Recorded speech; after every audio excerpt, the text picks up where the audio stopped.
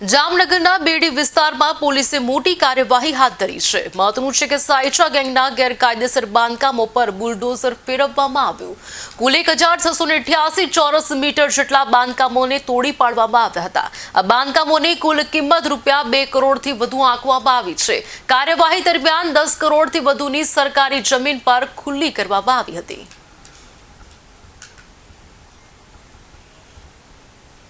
જામનગર શહેરના જામનગર નગરપાલિકાની હદમાં આવેલા બેડી વિસ્તારમાં આજે ડિમોલિશનની ડ્રાઈવ કલેક્ટર તંત્ર દ્વારા પોલીસના સહયોગથી કરવામાં આવી રહી છે।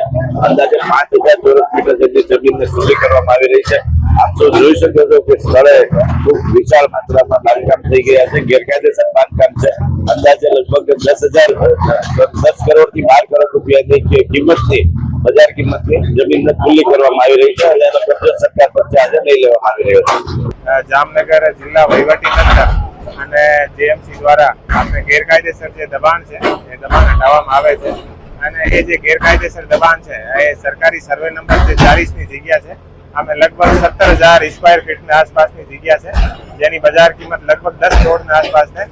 આપણે ઘણા વર્ષોથી એ લોકો ગેરકાયદેસર બાંધકામ કરીને બેઠા હતા અને એ આ લોકો પર જે અસ્કર સાયચા અને બધા જે સાયચા બંધુ છે આ પર ઘણા બધા ગુનાઓ દાખલ છે અને એ જે ગુનાઓ છે એ હત્યા, લોકોને સુસાઇડ માટે આપણે ઉકસાવવાના ગુના જેવા અને વ્યાજ બટ્ટા અને ઘણી બધી ટાઈપના એ લોકો અહીંયા કુખ્યાત છે અને આના જે ગેરકાયદેસર નિર્માણ કાર્ય છે એ આ જિલ્લા વહીવટીતંત્ર અને જેએમસીના સહયોગથી અહીંયા હટાવવામાં આવી રહ્યા છે।